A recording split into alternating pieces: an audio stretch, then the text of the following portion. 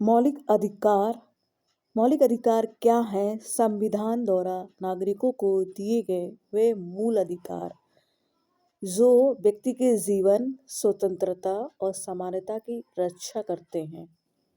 ये अधिकार राज्य की मनमानी पर रोक लगाते हैं।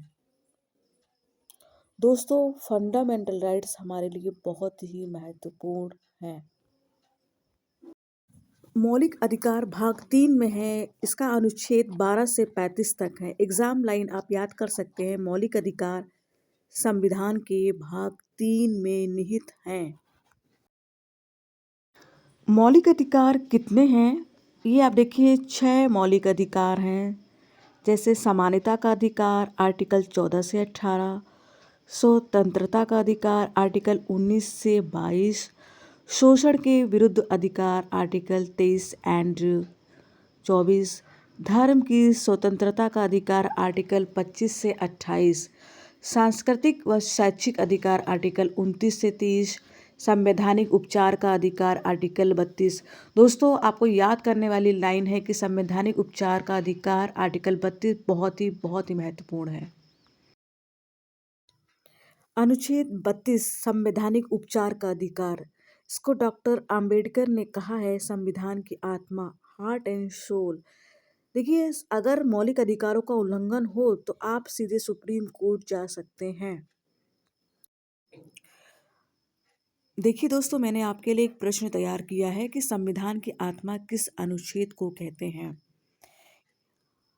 आंसर ए अनुच्छेद 14, बी अनुच्छेद 19, सी अनुच्छेद 21, डी अनुच्छेद 32। तो आपका सही जवाब है अनुच्छेद 32।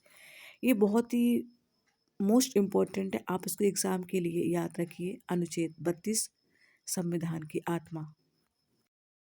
देखिए दोस्तों, आपका अगला टॉपिक है डीपीएसपी, राज्य के नीति निदेशक सिद्धांत। संविधान द्वारा राज्य को दिए गए वे निर्देश जिनका उद्देश्य कल्याणकारी राज्य की स्थापना करना है, ये न्यायालय में लागू नहीं होते हैं जैसे कि आपके वो जैसे फंडामेंटल राइट हैं, लेकिन शासन चलाने की दिशा जरूर बताते हैं। यानी कि ये राज्य की सरकार के लिए सिद्धांत बने हुए हैं। देखिए दोस्तों, ये जो आपके नीति निर्देशक सिद्धांत है, ये कहाँ लिखे हुए हैं? ये भाग 4 में लिखे हैं और इनका अनुच्छेद जो है वो 36 से 51 तक है। तो आपका जो एग्जाम लाइन याद करने वाला है वो नीति निर्देशक तत्व संविधान के भाग 4 में वर्णित हैं और इनकी प्रमुख विशेषताएं हैं न्यायालय में लागू नहीं होते हैं। तो देखिए दोस्तों, ये प्रमुख विशेषताएं हैं न्यायालय में लागू नहीं होते, जैसे कि आपके फंडामेंटल राइट्स लागू होते हैं और शासन की दिशा बताते हैं, सरकार को दिशा बताते हैं जो राज्यों की सरकारें होती हैं, और सामाजिक आर्थिक न्याय पर जोर देते हैं, यानी कि समानता हो और गरीबी ना हो, सबका समान वेतन हो। और डीपीएसपी क्यों ज़रूरी है? ये भी सामाजिक व आर्थिक न्याय, गरीबी हटाना और समानता लाने के लिए ही ज़रूरी है।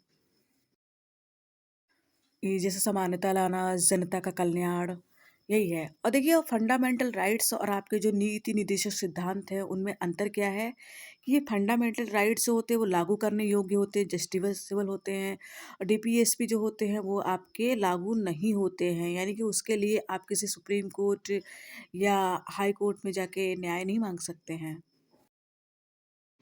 और दोस्तों, ये देख लीजिए, आपके लिए एक मैं प्रश्न लेकर आई हूँ कि directive principles of state policy संविधान के किस भाग में है?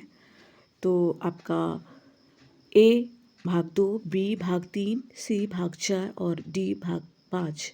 और आपका सही जवाब है भाग 4।